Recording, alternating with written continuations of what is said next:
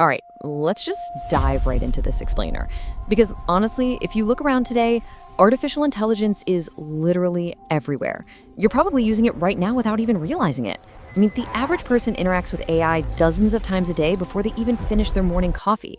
From the Face ID that unlocks your phone, to those scarily accurate Netflix recommendations, all the way up to self-driving cars. These technologies are deeply woven into our daily lives.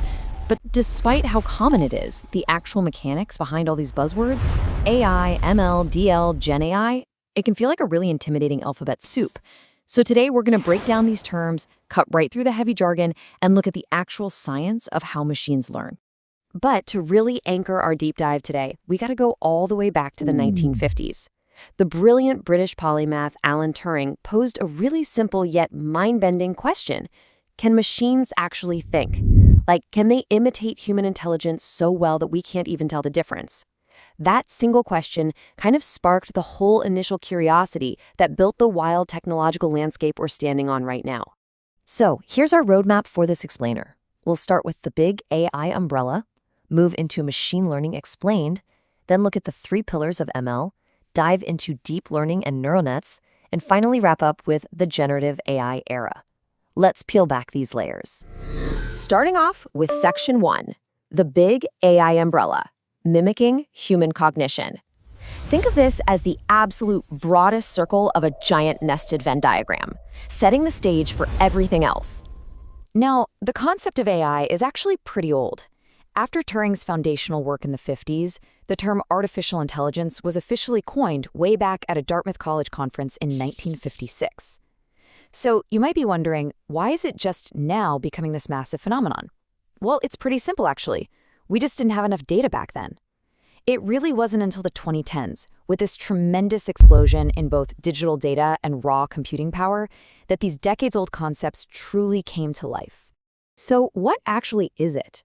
Basically, artificial intelligence is any technique, code, or algorithm that enables a computational system to mimic human cognitive functions. Problem solving, learning, reasoning, you name it. It's really just the overarching goal of making machines act intelligently. And the cool thing is, it honestly doesn't matter how it's achieved. If it mimics human intelligence, boom, it falls right under the big AI umbrella. But we definitely need to clarify what kind of AI we're actually dealing with today. There's a huge difference between weak or narrow AI and strong or general AI. Weak AI is what we use every single day. These are systems designed to do one specific task really well. Think Apple's Siri, Amazon's Alexa, or even a chess-playing bot. Now, strong AI, or AGI, that's the sci-fi stuff. That's a hypothetical machine with generalized human-level cognition. It's super crucial to understand that true strong AI is still purely theoretical. It doesn't exist yet. We are very much living in the era of weak AI right now. Moving right along to Section 2, Machine Learning Explained, the engine of AI. If AI is that broad goal we just talked about, machine learning is the engine actually driving it forward into that second nested layer of our Venn diagram. And this shift is a total game changer for computer science. See, traditionally, computers relied on explicit programming. A human would sit there and write out infinite if X, then Y rules for every single possible scenario. But imagine trying to program a self-driving car that way. You'd have to write rules for what to do if there's a pedestrian, and the road is wet, and the light is green, all at the exact same time. It's literally impossible because there are infinite scenarios. Machine learning flips that entire script. Instead of us painstakingly defining all the rules, we just feed the machine massive amounts of data, and the machine figures out the rules all by itself. So the really crucial takeaway here is that machine learning is a subset of AI that uses algorithms to autonomously learn patterns from data. The more information we feed into the system, the better it gets at optimizing its decisions and making accurate predictions over time. And it does this entirely on its own, without any explicit step-by-step instructions from us.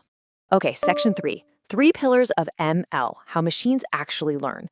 We know the machine learns from data, but how exactly does it do that? Let's break it down.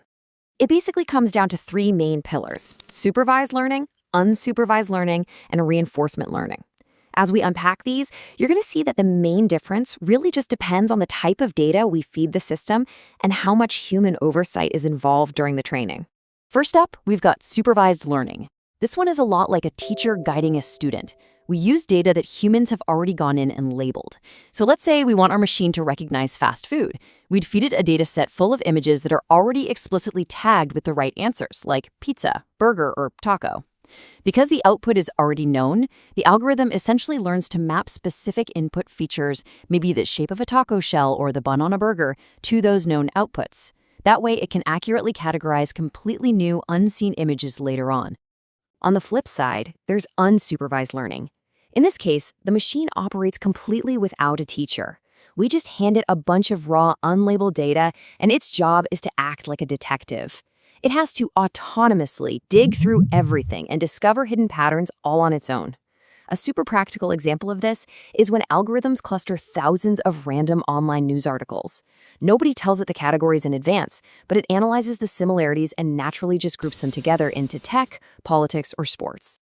Then we hit the third pillar, reinforcement learning, which is, at its core, learning by trial and error. You have an agent that takes an action in its environment. Based on what it does, it either gets a reward or a penalty, and its one and only goal is to maximize those long-term rewards. Think of it kind of like playing a giant game of snakes and ladders. Climbing a ladder gets a reward, sliding down a snake triggers a strict penalty. And trust me, these algorithms really, really hate penalties. This exact feedback loop is huge in training things like robotics and autonomous vehicles, where safe driving gets rewarded and, crashing is heavily penalized. All right, moving to section 4, deep learning and neural nets, the black box brain. We're getting into the deepest layer of our Matryoshka doll now, shifting from the machine learning engine into the actual brain of modern AI. Deep learning is this highly specialized subset of machine learning that utilizes multi-layered artificial neural networks. And yes, these are literally inspired by the billions of connected biological neurons inside your own head. The word deep here just refers to the multiple hidden layers of artificial nodes processing all this information. This specific architecture is exactly what allows systems to ingest incredibly massive, totally unstructured data sets. We're talking raw audio, video, millions of images, and actually make sense of them. Looking at them side by side really clears this up. While regular machine learning can work with small to medium data sets on standard computer processors, deep learning is a whole different beast. It needs massive data sets, literally millions of data points, and requires super high-end hardware like GPUs or TPUs. But the absolute expert-level takeaway here is that last point, feature extraction. This is the ultimate difference between the two. So what does feature extraction actually mean? Let's use cats and dogs as an example.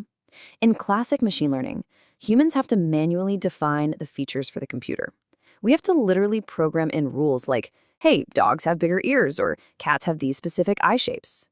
But in deep learning, we don't do any of that.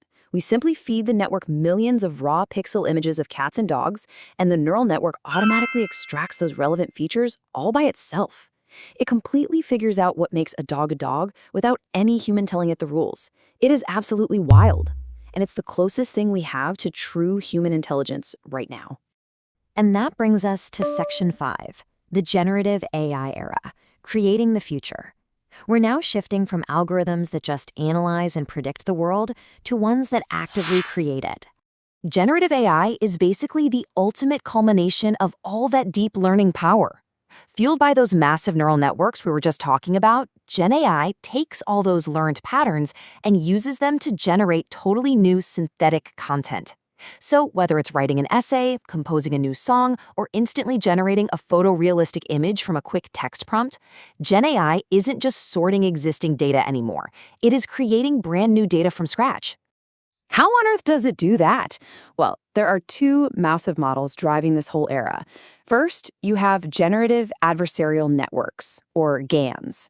In a GAN, you essentially have two neural networks battling it out. A generator tries to create fake images, and a discriminator tries to catch the fakes.